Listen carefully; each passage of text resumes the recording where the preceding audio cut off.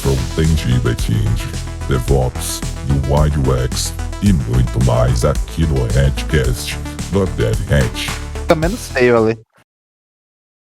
Não conseguiu ler, Murita. Aí temos um problema, hein, Murita? Não, muitas tarefas. Ah, entendi. Salve, rapaziada! Estamos aqui no nosso clube do livro. Dia, não lembro, perdi a conta, mas não importa. Hoje a gente vai falar do capítulo 6 e 7 do livro Clean Code, né? Vamos falar sobre objetos e estrutura de dados. E o outro capítulo que é, cadê? Tô tentando achar a capa dele aqui pra lembrar o nome. Tratamento de erro. Tratamento de erro. Hoje, nesse clube do livro, a gente tá aqui comigo, Alessel, a gente tá com o Álvaro, com o Domingueira, com o Muritá, com o Pilo Vito e com o THZ. As discussões hoje prometem ser incrivelmente cansativas, porque, afinal de contas, a gente já saiu de uma reunião de 1 hora. Vai ser dureza. Todo mundo vermelhinho? Tá bom, família, vamos lá. Objetos e estrutura de dados. Esse daqui foi deveras um capítulo, né? Tem até um negócio já grifado aqui, mas eu queria saber, tipo, o que vocês lembram desse capítulo? Eu, sinceramente, como sempre, nunca lembro muito de nada, né? Faz tempo que eu li. Eu leio sempre no sábado, pô. E aí, até sexta, o cérebro já deu flush na memória, né? Nossa, caralho.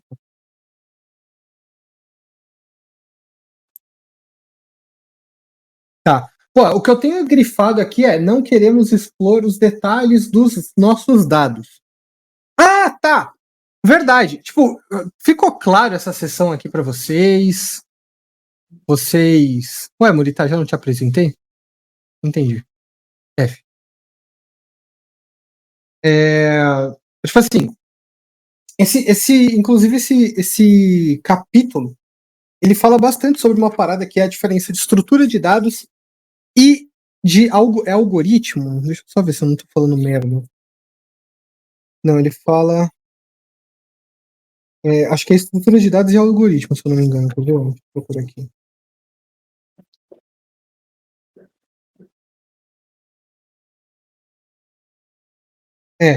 Estrutura de dados e objetos. Falei errado, mas enfim.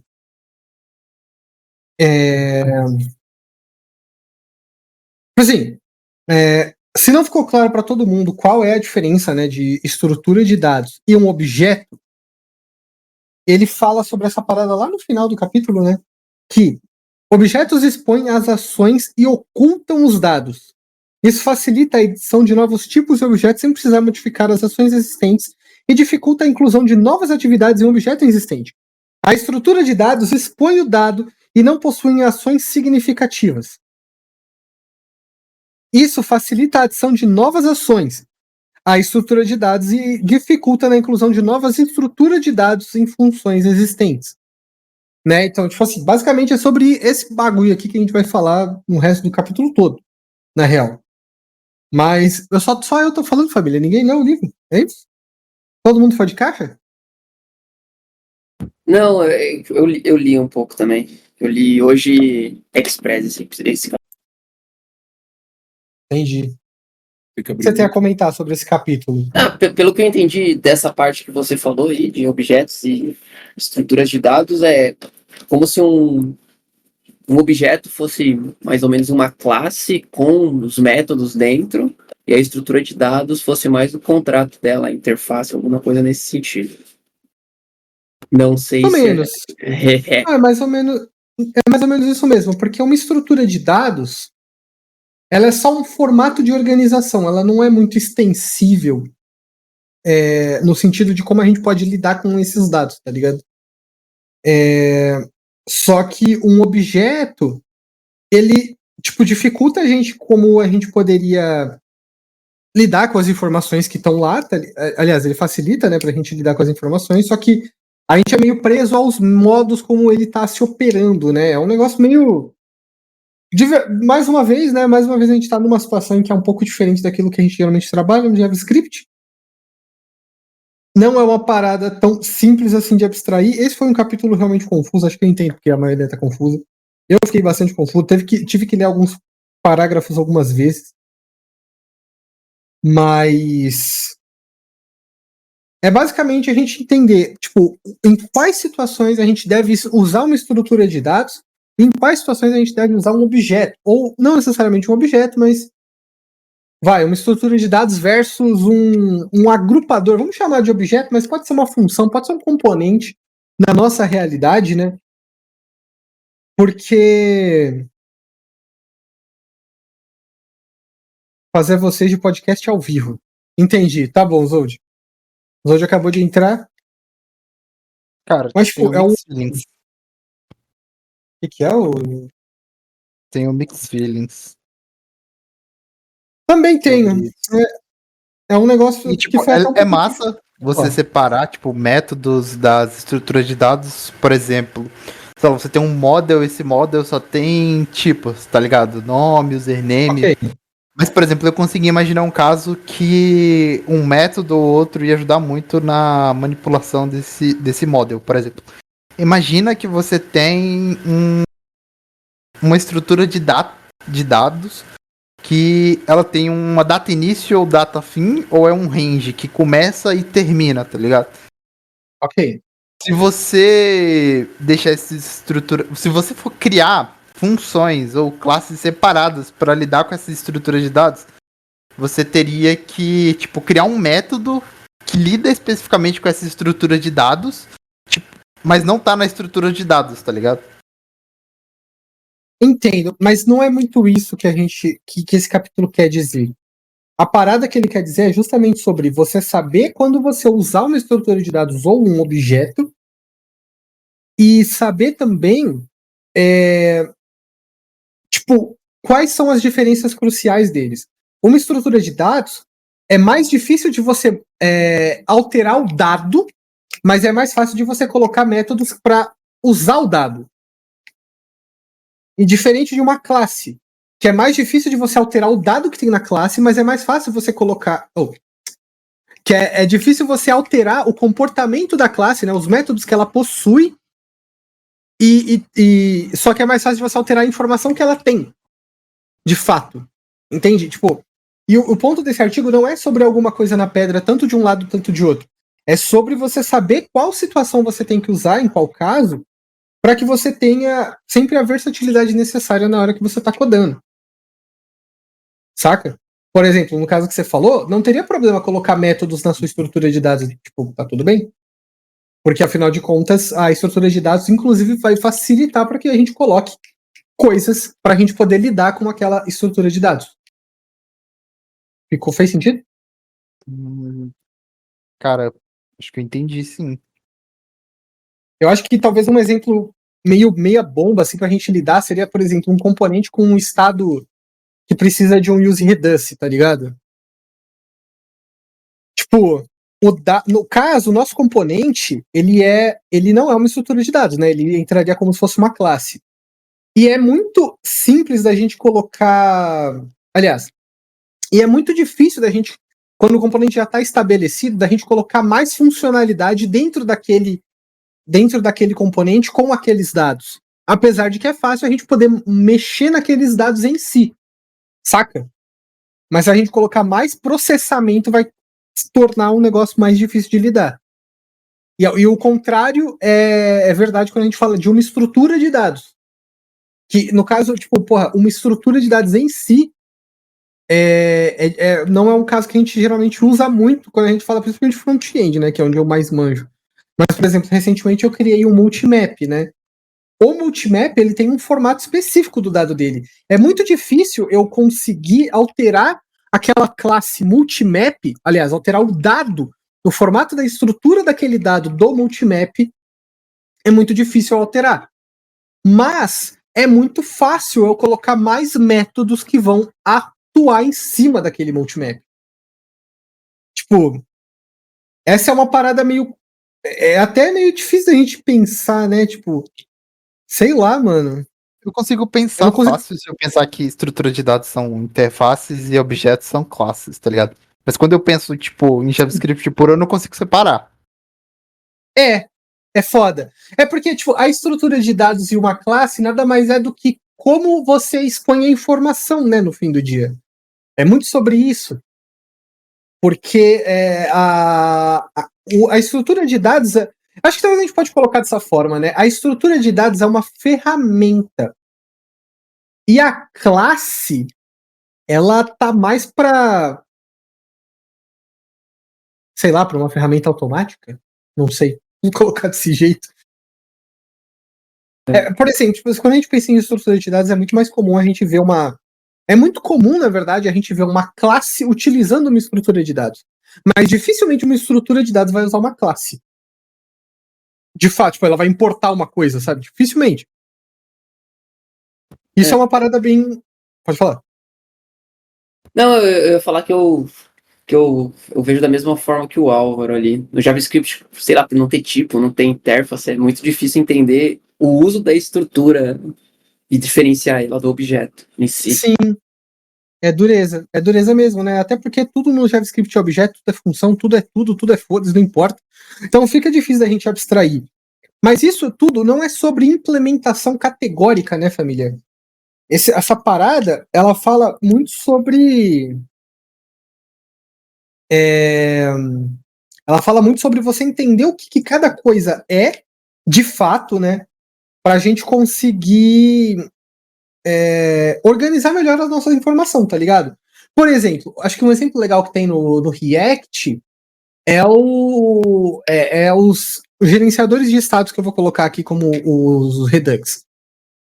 O Redux em si, ele é uma estrutura de dados, ele é um jeito que o dado funciona, que tem métodos acessores, métodos métodos acessores, na verdade, e a gente consome ele na nossa classe, que no caso é o nosso componente.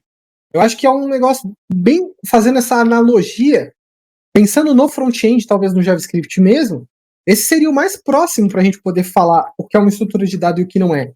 Por exemplo, é muito fácil a gente colocar um novo estado no nosso Redux, mas é esquisito a gente pensar que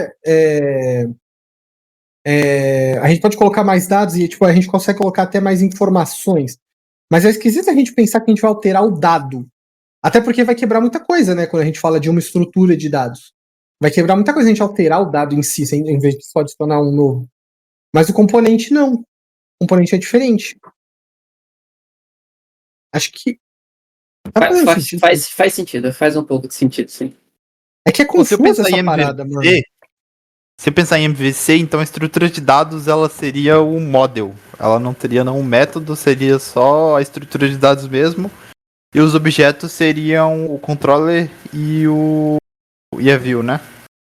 E a view. Não, Eu entendo mais ou menos assim, né? O model, o DTO, esses contratos entre uma camada e outra, que fala só o jeito que vai receber o dado.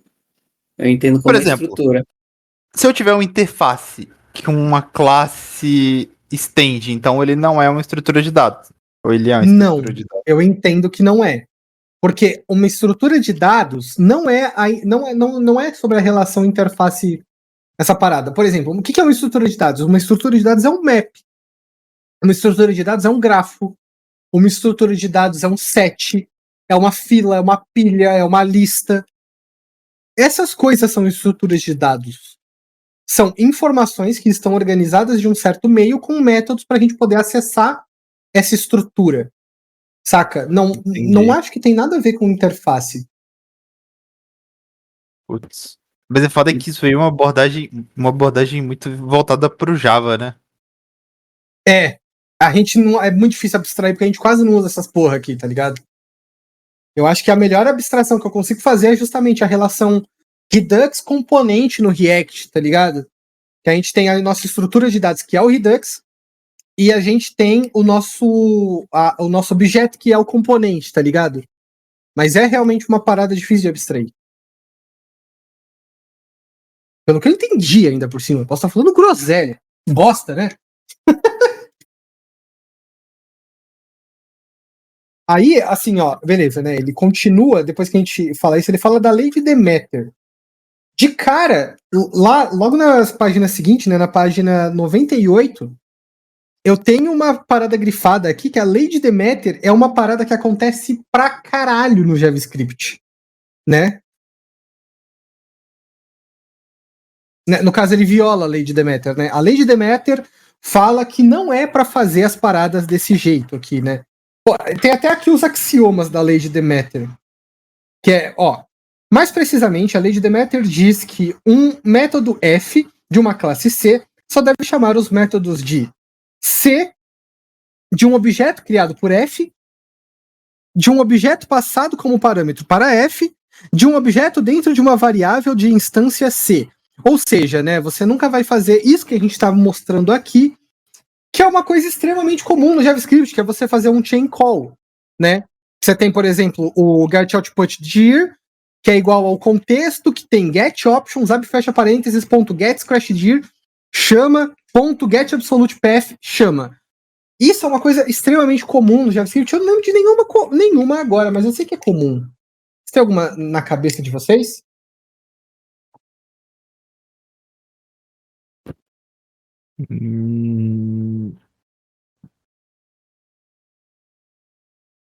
Cara,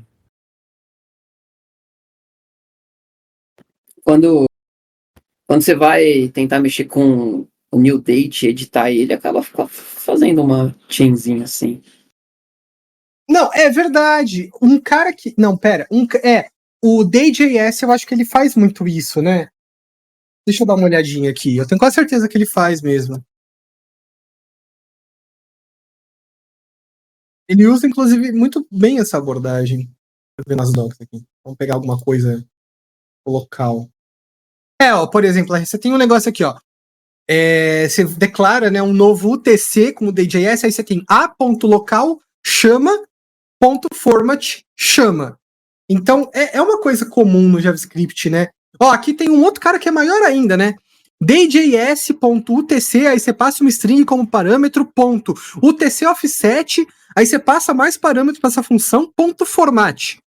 É uma coisa comum no paradigma funcional, provavelmente, até. O Álvaro deu um outro exemplo aqui bem legal, né? Que é o window.document.getElementById. E aí você tem a chamada, né? Então é uma coisa comum que, por mais que ele fala aqui da lei de Demeter, né, que como se fosse uma coisa errada, que a gente deveria evitar e não fazer, cara, é uma coisa tão intrínseca do paradigma que a gente trabalha no JavaScript, né, que é uma parada que, assim, não se encaixa na nossa realidade. É foda. Porque o que ele dá de opção ali embaixo seria quebrar em várias pequenas variáveis para diminuir só isso, né? Então. Que aí aqui. Aí você faria um nova data. Aí depois você colocaria nova data formatada. Nova data formatada. E tem uma parada, né? Eu ia até falar aqui, ó. Na maioria das vezes é melhor dividi-las assim. E aí tem, né? Options, opts igual context.getOptions. File, que é um scratchdir, igual a opts.getScratchdir. E aí o file, tal. Eu concordo que às vezes é legal fazer esse tipo de divisão. Eu concordo que às vezes esse tipo de divisão ajuda na leitura. Mas eu acho que vai de coisas e coisas, tá ligado? Eu acho que varia também do tamanho do nome do método que você vai usar. Tem tanta coisa, porque, por exemplo, quando você vai dar uma olhada em certas bibliotecas nos métodos internos, é uma desgraça. Isso daqui, colocar tudo embaixo do outro na linha, é uma bosta, tá ligado? Mas se bem que quando a gente pensa no paradigma. Talvez eu discorde, na real, porque quando a gente pensa em paradigma funcional, a gente pode usar o pipe. E o pipe resolve esse problema. Ah, não resolve não. Esquece, não resolve. F. Ignora o que eu disse. No paradigma funcional você tem muito disso, né? De encadear método. Aí você chama 15 métodos. E aí você coloca um embaixo do outro, né? Igual a gente faz no JavaScript, né? .den, fica uma indentação pra frente, né? É isso aí. Eu não conheço muito. Não, que no JavaScript você tem uma promise. Vou até digitar aqui, mas eu vou. Não, isso aí. Promise, desde o ponto de eu entendo, é paradigma funcional mesmo, no geral, assim. Ah, tá, entendi. Mas é que o JavaScript, ele é principalmente. Tipo assim, o JavaScript é multiparadigma, né? Ele é estruturado, funcional e orientado a objeto. Mas a gente usa muito JavaScript como funcional. Muito, muito como funcional. É muito como. Caralho, ô Álvaro, como é o nome daquele formato? Que não é nem orientado a objeto, nem. Caralho. Procedural. Isso, obrigado. O JavaScript que a gente trabalha, ele é muito procedural e funcional. Então tem coisa que a gente usa que é muito procedural e tem coisa que a gente usa que é muito orientado a objeto. Não tem o certo, tá ligado? É só o jeito que a gente tá acostumado a trabalhar. Mas como a gente tá muito acostumado com isso, acaba sendo um negócio meio que às vezes confunde as paçoca, tá ligado? É dureza.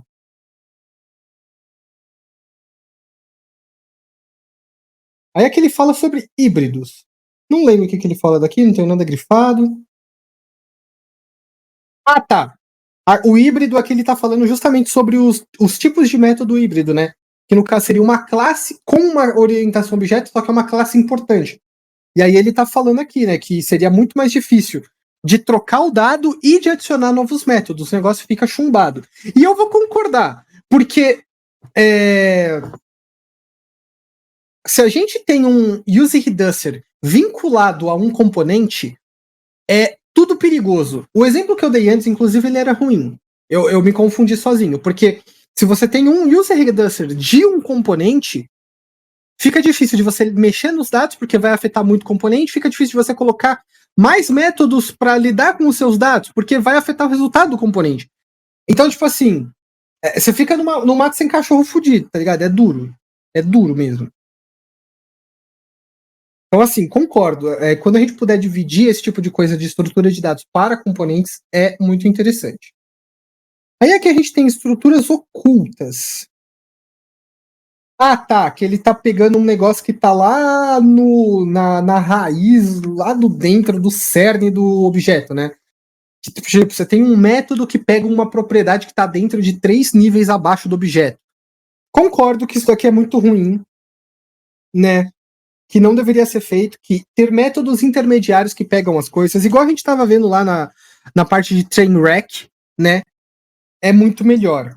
Que você acaba tendo uma maior versatilidade para poder lidar com os seus dados, né? Se você quer uma coisa lá embaixo, esse facilitador não facilita tanto e em nível de manutenção dessa classe context, ficaria uma merda. Porque, pô, se muda, você vai ter que... Tipo, essa classe, ela depende de um deep nested, tá ligado? Pô, é muito esquisito isso aqui.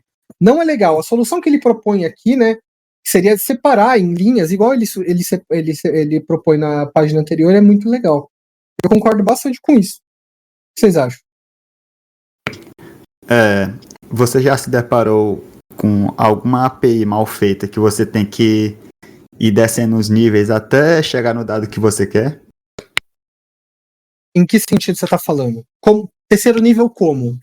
Chamar, tipo, por exemplo, user.data.name.firstname.familyname, alguma coisa assim? Tipo, você quer um dado, mas ele tá tão dentro da estrutura que você acaba criando uma variável gigantesca.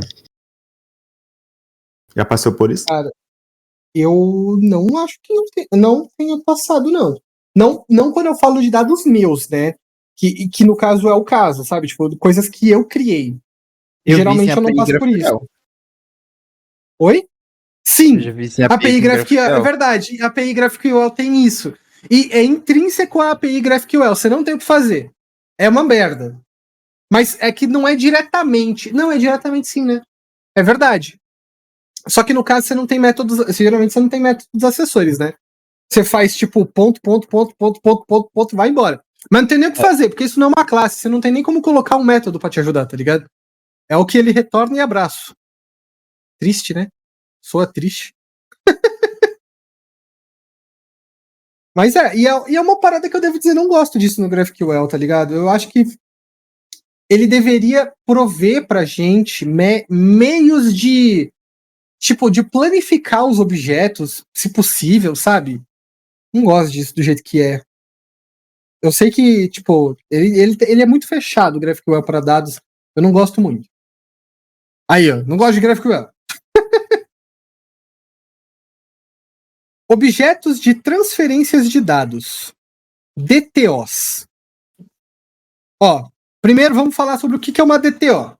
DTO são estruturas muito úteis, especialmente para se comunicar com bancos de dados ou analisar sintaticamente mensagens provenientes de sockets e assim por diante. O que é uma DTO? Cara, como que eu posso dizer? Hoje, o que você acha, Álvaro? Dá para fazer um paralelo do DTO com o Transformer? Cara, não dá pra fazer. Não sei. Ó, eu não sei. Porque como no JavaScript a gente tem o. Com TypeScript a gente tem o duct tape, tá ligado? A gente não precisa de DTO. Porque se o tipo parece que é, ele é. Então eu nunca cheguei a mexer com DTO no JavaScript. Mas o mais perto que eu consigo pensar é, sei lá, um model intermediário, tá ligado? Entre duas coisas. Interface Sim. intermediária. Que é algo no caso, que é justamente isso, né? Que é o transformer que a gente usa no front-end para, por exemplo, o dado chega da API em um formato zoado, que não se encaixa no front-end. Aí o que a gente do front-end faz? A gente vai lá e arruma esse dado para ele ficar de uma forma melhor de se lidar no front-end. Nossa, que cheiro de comida da porra, tô morrendo de fome, desgraça. Então, assim, eu acho que, tipo, realmente, no front-end, no ecossistema JavaScript como um todo, cara, é muito esquisito a gente conseguir falar de DTO. São interfaces, tá ligado? Eles não declaram métodos, eles são literalmente interfaces. Só que como no Java você não pode, por exemplo, sei lá, você tem uma classe que ela tem as mesmas propriedades. Você não pode passar por uma classe que espera essas mesmas propriedades, mas é outra classe, entendeu? Ah, entendi. Acaba que você precisa do DTO. Mas no JavaScript você pode. Quer dizer, até no TypeScript, tá ligado? Você tem uma interface lá com name ID, tu pode passar pra qualquer lugar que espera name ID. Foda-se, tá esperando a interface que você quer. Entendi. Eu acho que a interface que você faz de entrada num componente, assim, é meio que uma DTO também, porque para chamar o componente você tem que passar aquela estrutura de dados para ele funcionar.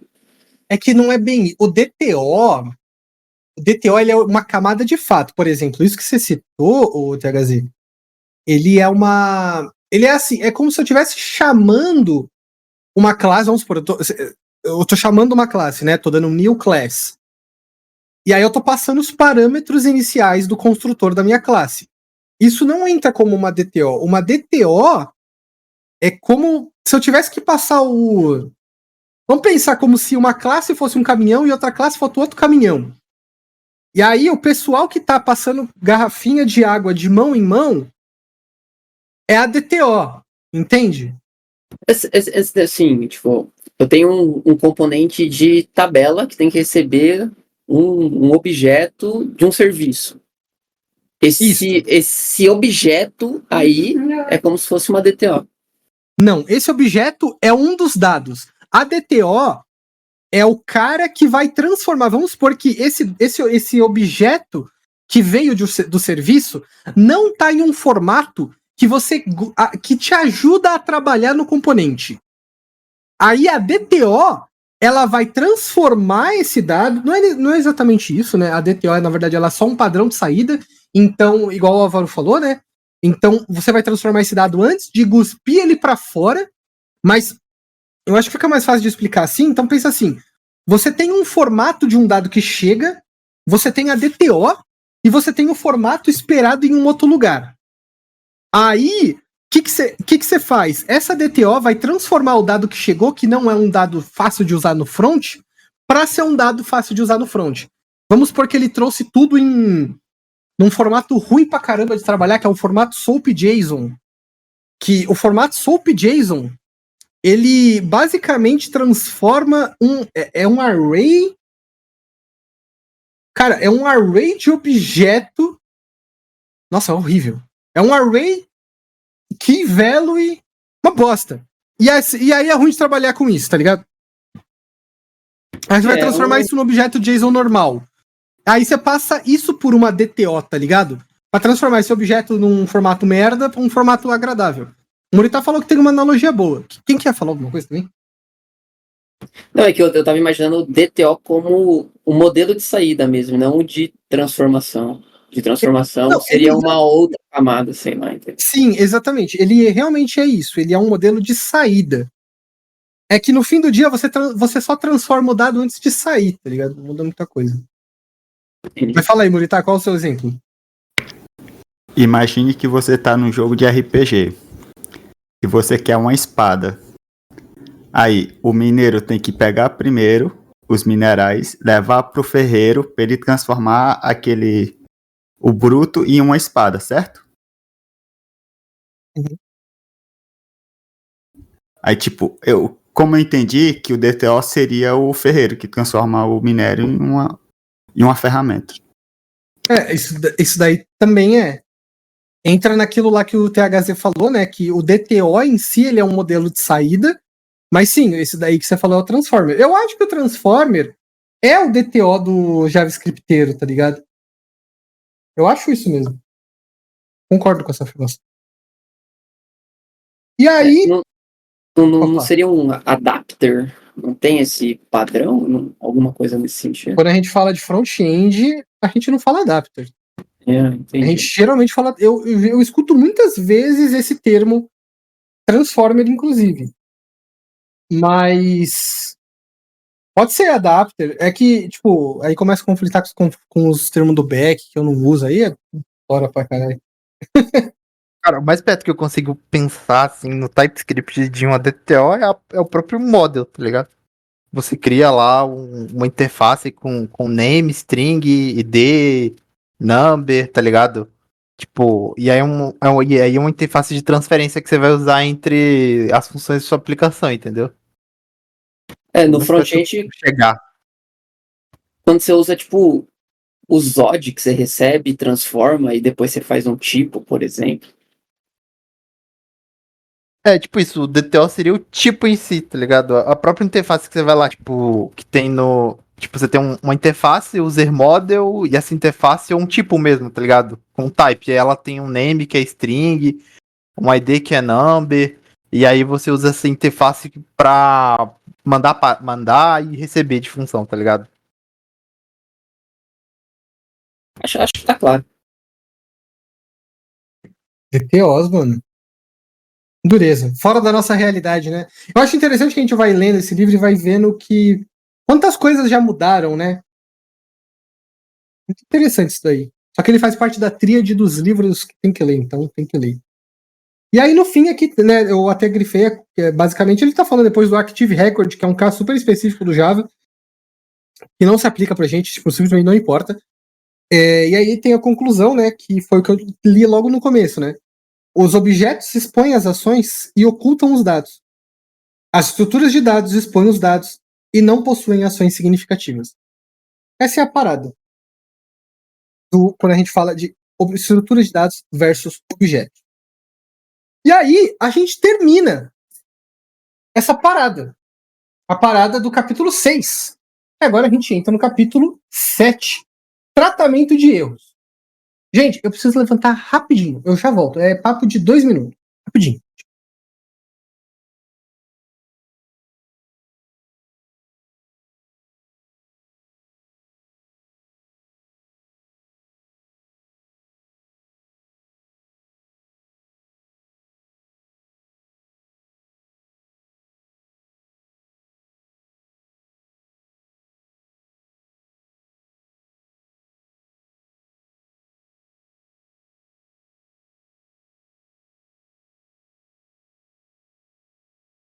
Voltei. Tratamento de erro. Isso aqui já deu muito o que falar aqui na comunidade mesmo, né? Quem lembra? Quais foram as discussões que a gente já teve sobre tratamento de erro? A gente discute sobre estilo, tratamento de erro funcional, funcionalmente, tá ligado? E orientado a objeto. Isso é Tora. Mano, eu acho isso um assunto super. Eu ainda não tenho resposta, tá? Mesmo depois de ler o capítulo, eu ainda não tenho certeza de qual é a abordagem que eu mais curto, tá ligado? Porque eu acho que as duas são muito válidas, tá ligado? E eu ainda não vivi uma realidade em que a gente tivesse, tipo, erros que precisam realmente acontecer, tá ligado? Até porque, tipo, quando a gente fala de front-end, principalmente, a gente nunca joga erro, né? É uma parada que a gente tenta evitar ao máximo. Porque sempre dá problema, né? Jogar erro pra cima. No front-end, a gente não quer que a nossa aplicação desgrace tudo. só porque a gente, sei lá, só porque a gente tomou um erro, né? A aplicação tem que continuar. Mas é engraçado, né? Que no front-end os erros, eles não. A aplicação meio que tenta sobreviver mesmo com o erro, tá ligado? Então, sei lá, se o método joga um erro, o JavaScript não vai parar, ele vai continuar rodando, ele vai ignorar. Foda-se, vida que segue.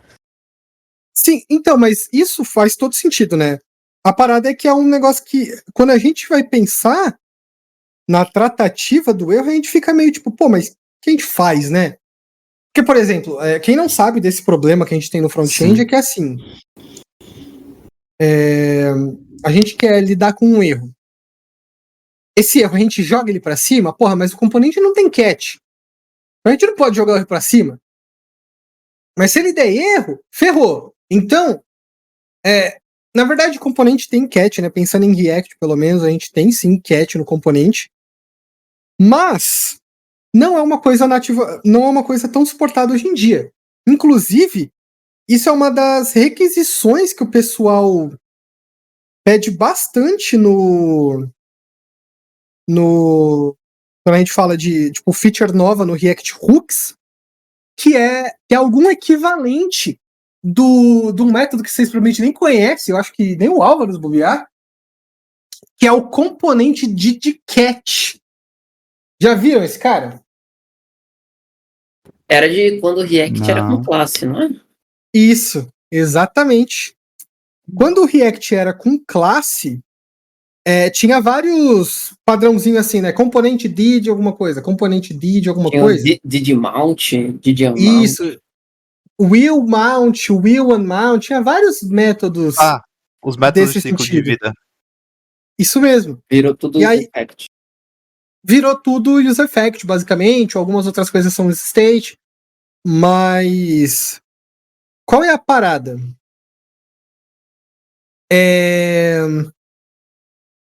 A gente tinha também o método do componente did catch. Ou seja, se deu algum erro no componente, a gente tratava ele lá. E a gente não tem mais isso. Literalmente não tem, não existe nenhum equivalente. Tanto é que no Next, quando lá antigamente, eu não sei se hoje em dia é assim, mas no Next a gente tinha um método no document que ele tinha que ser escrito com class, justamente porque a gente tinha que dar um catch no document para caso desse uma merda no meio do processo, tá ligado?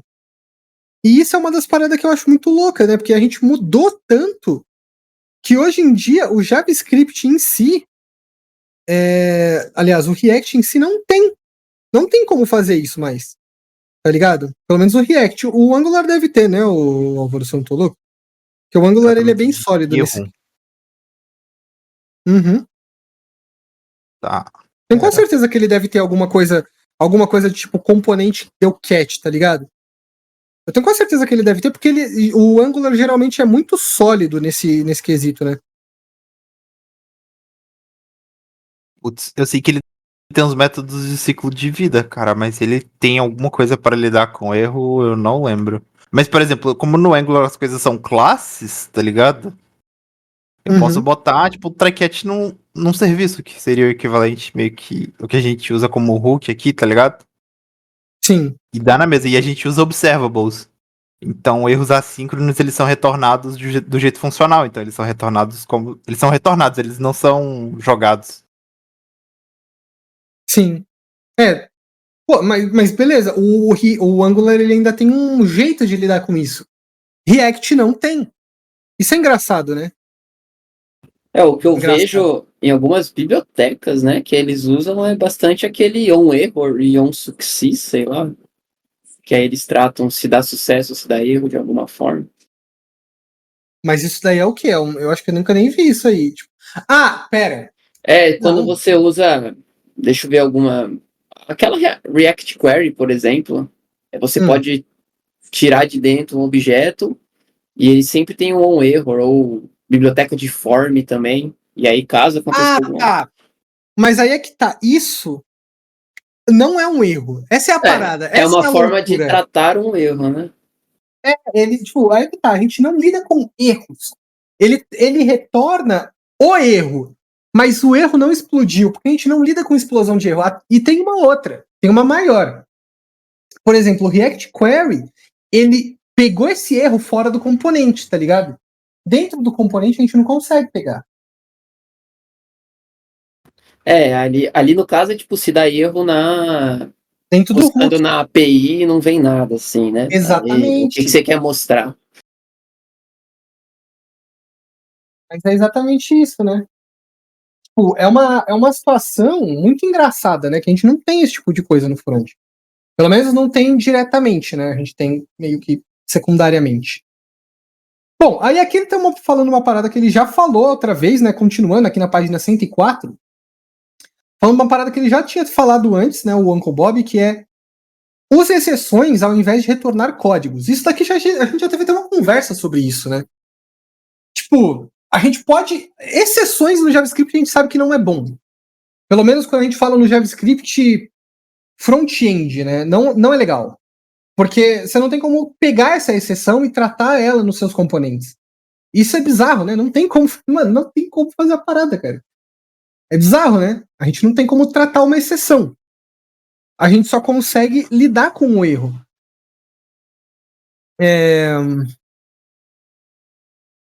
Doideira. A gente tem, tipo, código, por exemplo, no React a gente não consegue, por exemplo, se esse componente der erro, passar um componente de fallback, tá ligado? E renderiza esse erro. Hoje em dia até tem, mas 3 anos atrás não tinha. Não, mas o que tem hoje em dia que é equivalente a isso aí? Não, a gente tem tipo error boundary, a gente tem, por exemplo, suspenses que estão fazendo quase a mesma coisa, entendeu? Se o componente jogar um erro, você mostra ali um fallback. Antigamente não tinha nada, tá ligado? Hoje a gente antigamente era várzea. Porque, porra, vai te tomar no cu, não tem recurso pras paradas. Então, assim, quando a gente fala do front, retornar uma exceção é esquisito, né? Mas pera, o error boundary é uma coisa, mas ele é um módulo totalmente à parte que inclusive usa class component, ele nem se encaixa. Mas no suspense, o suspense ele dá catch? Não dá, né? Ele só fica ali pra sempre. Não, ele fica mostrando algo que você... você passa o fallback pra ele e ele fica mostrando lá até ter o que você quer. Exatamente, só que se der erro, né, tipo, não dá pra, por exemplo, vamos supor, eu tomo um erro dentro do componente do componente... suspense quando você tá usando o server...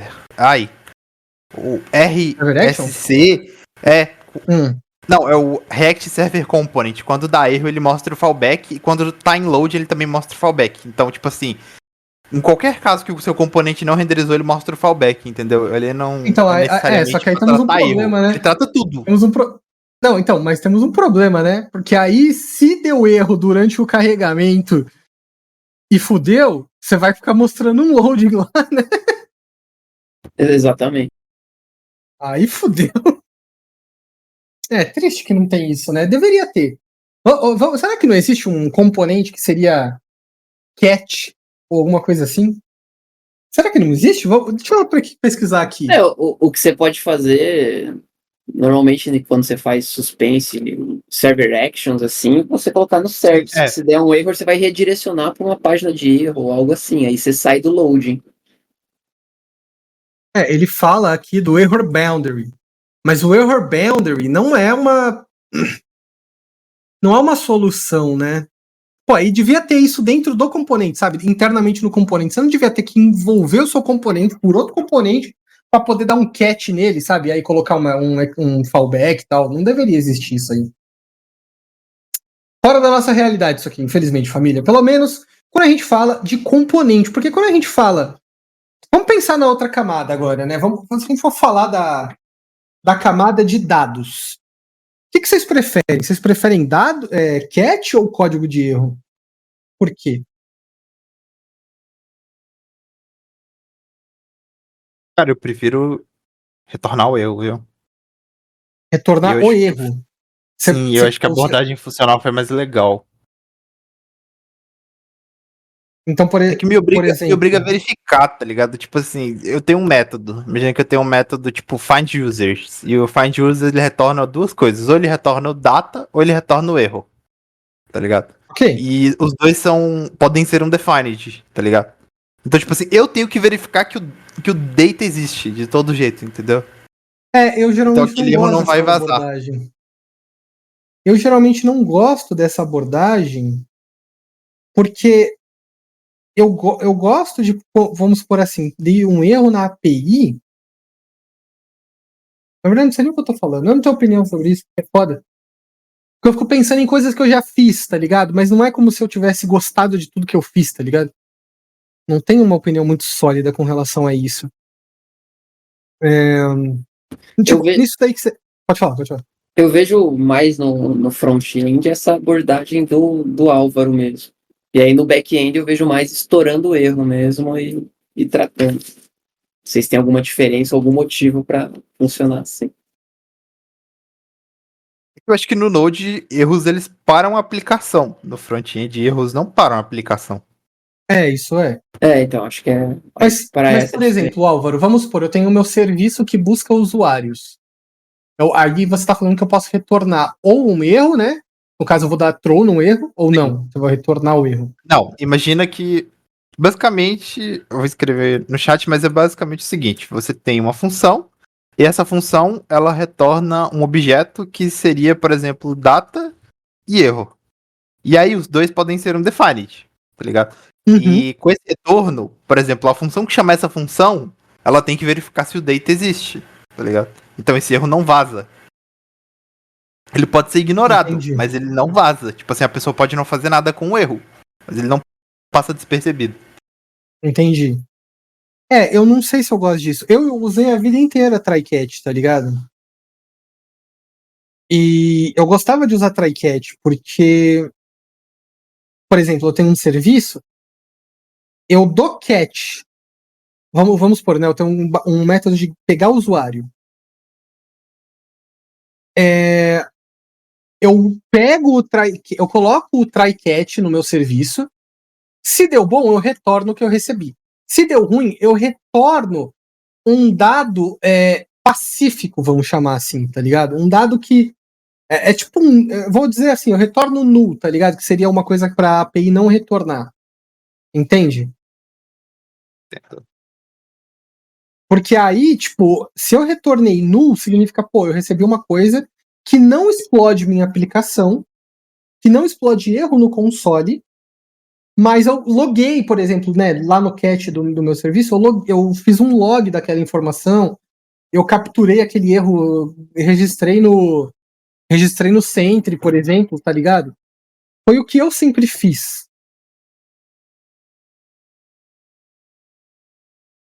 Mas fico me questionando, de qualquer forma. Eu Não tenho acho que opinião.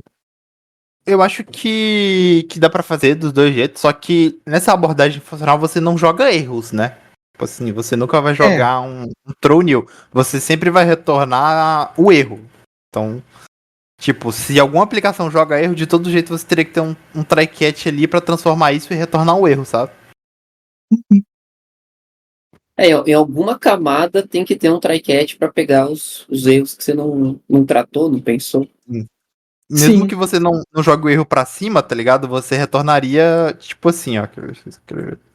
Você lá no cat, você retornaria meio que o erro ou dado ou erro. Mais ou menos assim, ó. Tá ligado? E Uhum, aí nesse primeiro erro seria nu, no de baixo data seria nu e o erro teria o erro. Mas de todo jeito tem um try catch. sim. Eu preciso estudar sobre isso, não tenho tanta certeza. Eu gosto da ideia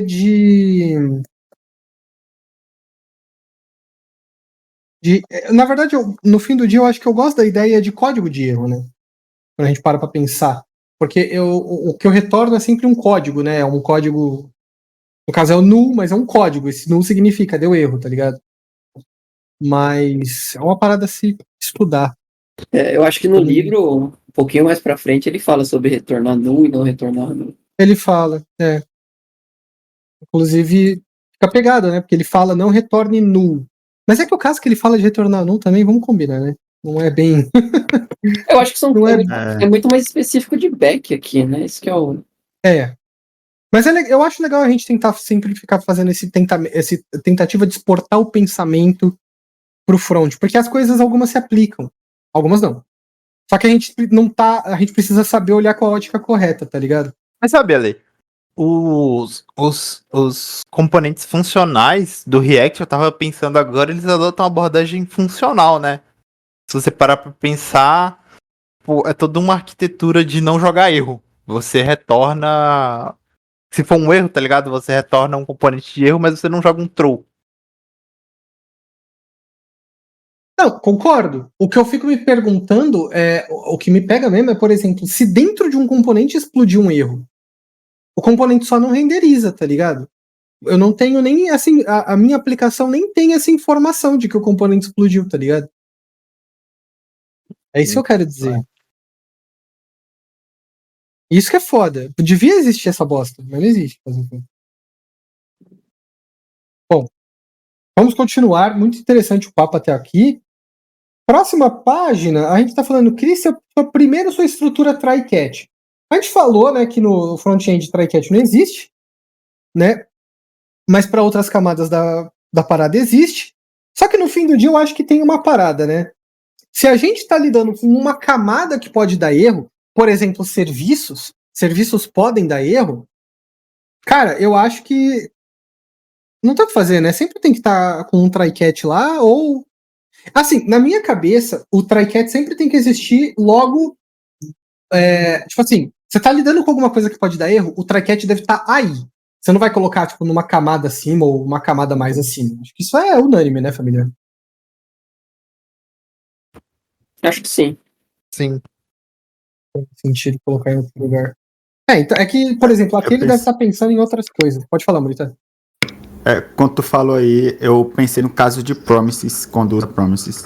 Seria Exatamente. o caso de uso. Isso. Você envolve a sua promise num try-catch e alegria. Só que você não vai dar um throw new exception, igual ele tá fazendo aqui, né? Ele tá o Uncle Bob aqui, ele joga uma nova exception, né? Dizer que no Java tem como você marcar, né, as classes. Pô, as classes são Sim.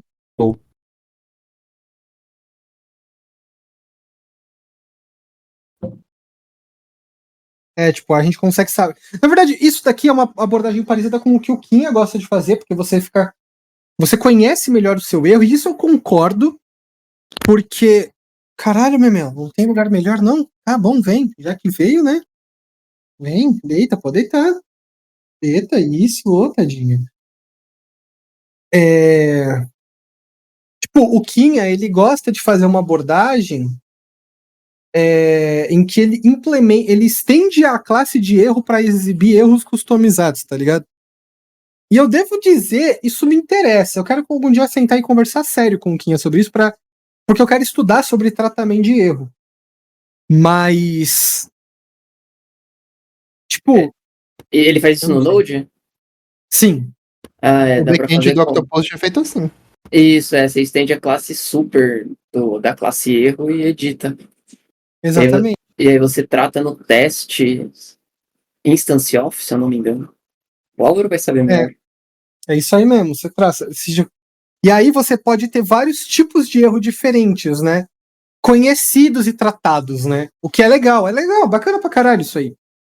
Por exemplo, é que eu não sei, tipo, quando a gente pensa no front, eu fico me perguntando, existe um tratamento diferente pra se deu um erro 400 e um 500? Não teria, né? No nosso caso. Não teria, Só não se consigo você imaginar. mostrar um componente diferente, né? Tipo assim, Jogando pra uma Mas- outra página ou mostrar um. É que na prática a gente não faz isso, né?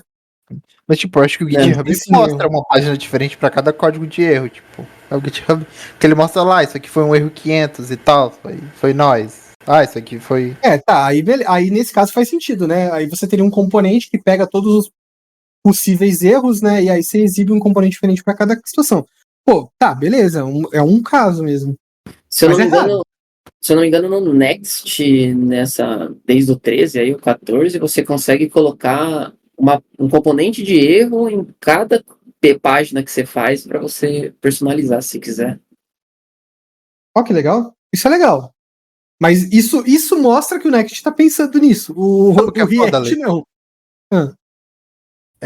Eu olhei aqui os tratamentos de erro dos 3 frameworks que eu conheço, que é o do Vue, do React e do Angular. E todos eles consistem em você mandar o erro para uma camada muito mais acima e tratar o erro lá. No Angular você tem uma classe que você bota no módulo e ele trata o erro de todos os componentes daquele módulo. No módulo raiz, tá ligado? E no Vue também. Você bota um erro handler no componente raiz e ele trata todos os erros. Não tem nenhum que é tipo dentro do componente em si, tá ligado? É porque acho que é por causa disso que a gente tá falando, né? Não tem muito sentido, né? Existe algum caso em que você vai querer. Porra, existe, cara. Isso que é foda. Existe, mano. Por que não existe isso, né, mano? Cara, no Vue foi o que mais chegou perto. Ele tem um hook. Um hook não, né? Um ciclo de vida para tratar erro de componente. Que é a função um erro captured. Mas eu não achei no Angular nem no React. Isso é legal, porque vamos supor, ó, pensei num caso bem legal onde você precisaria tratar um erro específico para o seu componente e isso ia facilitar. Vamos supor que você tem um componente, uma dashboard, certo? Dashboards geralmente é um endpoint para cada gráfico que você vai ver. E aí, se você fez a request dentro daquele. Não, se bem que não faz sentido ainda. Ou faz, ou não, ou faz, ou não ou faz. Não, faz sentido, No porque você React pode. o pessoal usa erro boundary. De todo jeito. Sim, mas, porra, você vai ter que colocar um error boundary em volta de cada componente. É isso que eu falei que é zoado, tá ligado? Pensa se você quer fazer um erro customizado para cada janelinha de gráfico, tá ligado? Você vai ter que fazer um error boundary para cada um. Isso que é foda. Pensando, por exemplo, um gráfico deu erro ao renderizar, tá ligado? Hoje você tem que renderizar meio que sem o erro, tá ligado? Assim, isso não é um detalhe simples, né? Entre retorno de erro e erro em si. Mas eu acho que devia ter um jeito de você retornar o erro para o componente lidar com esse erro, inclusive variando o tipo de erro. No fim do dia, dá na mesma do que a gente faz hoje, de retornar o erro em si, tá ligado? O objeto de erro. Dá na mesma. Mas por que a gente não pode dar um catch no erro do componente, tá ligado? E aí até. Porra, pra mim faz todo sentido, sabe? Pra mim é um recurso. É isso que eu acho que é isso que eu quero dizer. É um recurso que podia ter, mas não tem. E eles só cagaram. Talvez seja difícil de fazer isso no JavaScript. Até pela natureza event-driven do JavaScript, tá ligado? Eu acho que é porque do event-driven. Porque eu tenho quase certeza que é por isso, na verdade, para não pensar. Porque quando você tem um evento e ele explode dentro de um erro, você tem um erro que explode dentro do evento, você não vai conseguir propagar esse erro pro outro color, tá ligado? Você não vai conseguir fazer isso. É verdade, né? Faz sentido.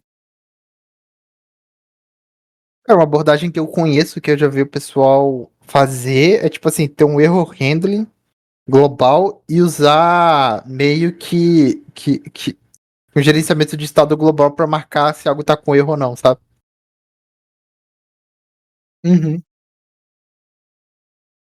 Nossa, dureza, Faz, né?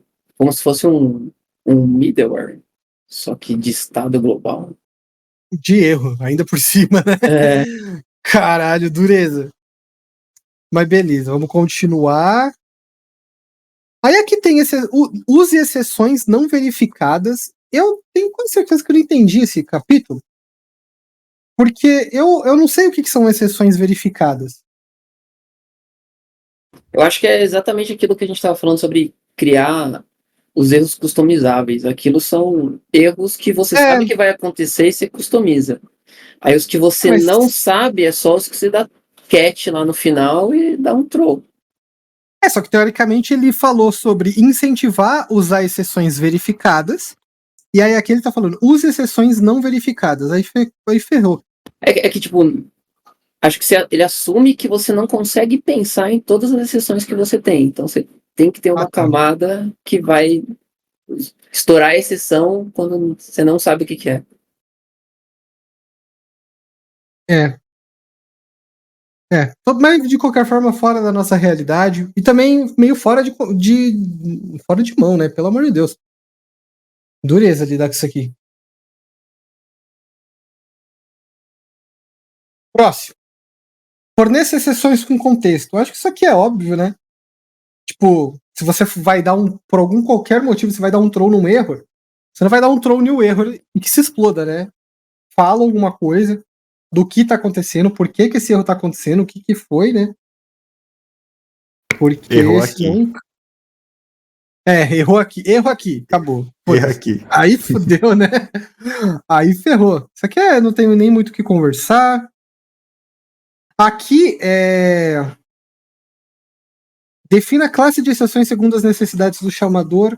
É aquela parada que a gente falou, né? Sobre você declarar suas próprias classes de erro, né? E usar elas apropriadamente. Não, você tá me atrapalhando. Ao invés de só, tipo, pegar o erro do jeito que ele veio e seja o que Deus quiser. Mas... Nossa, a gente vai ter que dar uma aceleradinha porque meu dente tá começando a doer. Eu preciso sair daqui a pouquinho também. Perdemos muito horário hoje na reunião anterior. Mas vamos tentar terminar. Estamos quase acabando, na real. Então tá. Isso daqui é sobre erros customizados, né? Coisa que a gente já conversou sobre, não tem tanta necessidade no nosso caso, mas que, bem ou mal, é uma parada que a gente ainda vai trazer de discussão, porque não tem definição ainda, né? Muito sólida. Defina o fluxo normal. Cara, tá. Inclusive, tipo, aqui ele tá falando basicamente pra gente manter o formato. Aliás, qual é o formato básico que seu componente. O componente não. Seu cara, sua classe funcionaria, seu método, né? E aí, tipo, defina esse formato básico antes de definir o erro. Que eu acho que eu concordo.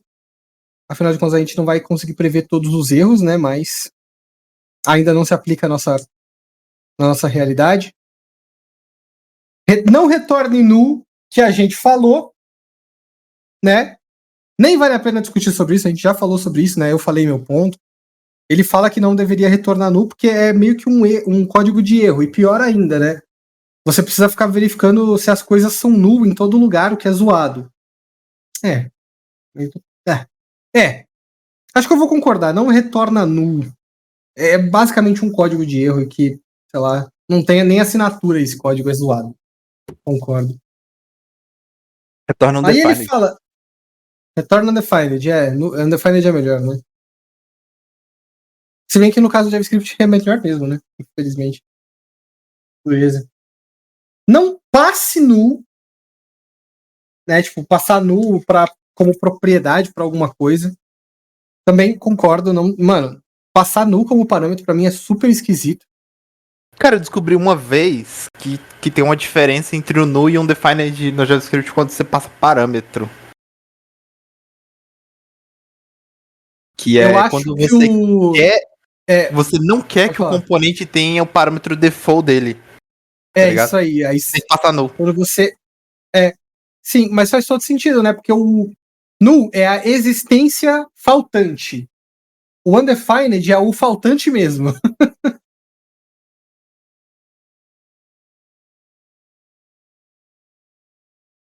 Mas, pô... no geral, passar parâmetro como null é esquisito, né? Aí nesse caso nem entra como erro, né, Álvaro? A gente tá falando de uma situação só que passaria null. E aí, bom, beleza, demos uma pequena corridinha aqui no final, mas aí a gente chega na conclusão, né, que um código limpo é legível, mas também precisa ser robusto. Esses objetivos não são conflitantes. Podemos criar programas limpos e robustos se enxergarmos o tratamento de erro como uma preocupação à parte, algo que seja visível independente da nossa lógica principal. Na medida em que somos capazes de fazer isso, podemos pensar numa forma independente de dar um grande passo na capacidade de manutenção do nosso código.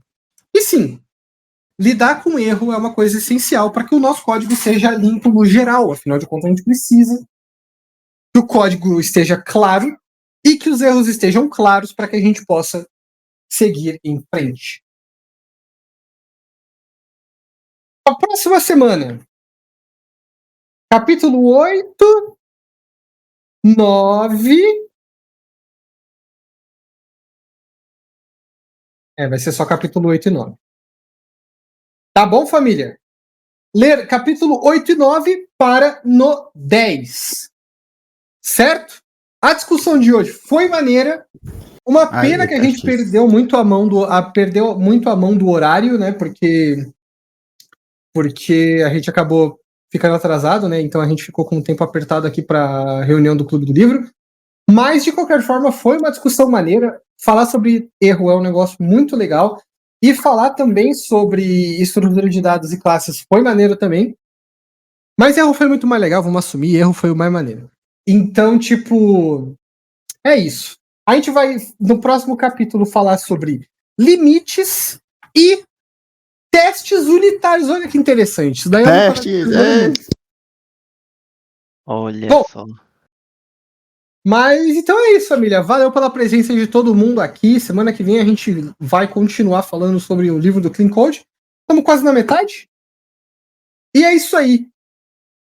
Valeu, família. É nóis. Uhul! Yeah! Valeu! Você ouviu o Hatchcast, o seu podcast de tecnologia. Siga nossas redes sociais. Fique ligado para os próximos episódios e até a próxima.